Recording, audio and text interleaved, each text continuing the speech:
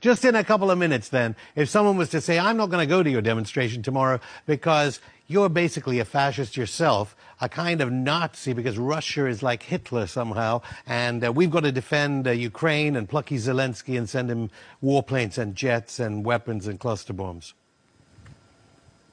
Yeah, what they're doing, so they're unwittingly using the people of Ukraine as cannon fodder in an economic proxy war. What we did was provoke this invasion, and the German chancellor just admitted that we provoked this invasion. In 2014, the United States overthrew the democratically elected government of Ukraine. Why did they do that? And then they had the Minsk agreement, which was a peace agreement. And what was that? That meant the government of the Ukraine would stop bombing the Russian-speaking Ukrainians in the Donbass, the eastern part of Ukraine. And the German chancellor just admitted the reason why they got that peace agreement was so that Ukraine would have enough time to build up their military. So when Ukraine actually did start bombing the Donbass again and provoke Russia's invasion to protect those people, that the Ukraine would have a more powerful military to fight. And this is, again, all about economics. The cat is out of the bag, but the people who say that I'm aiding Russia somehow have been propagandized. They don't know the history of what's happened. They don't know NATO is an offensive force. NATO provoked this invasion. Ukrainians, their own citizens, Ukraine government was killing and bombing them. People don't know this. They don't know the history because when the corporate media in the United States still tells the story of Ukraine, they start it from Putin's invasion.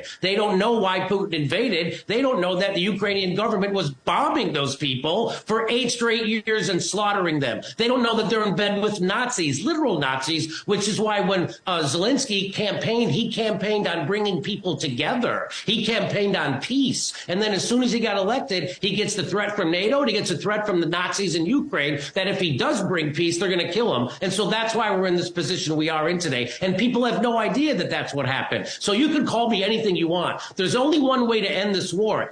Everyone knows that the Ukraine war is going to end with a negotiation. So we have to get people at the negotiating table right now. NATO doesn't want, Joe Biden doesn't want a negotiation. He wants to keep this going on. He wants to keep people being killed in Ukraine so we can bleed Russia economically. And that plan isn't working. What we're doing is Russia is now becoming closer and closer with China. And they're going to become the new center of economics in the world, the big economic force. And the petrodollar is going away, which means the American currency being the currency of the world is going away. It's a disaster for the West and NATO and for Europe, which is why I don't understand why the people won't wake up to this. But the reason why they won't wake up to this is because they don't get to see shows like this or hear voices like me. They only hear voices from the pro-war military-industrial complex bought media.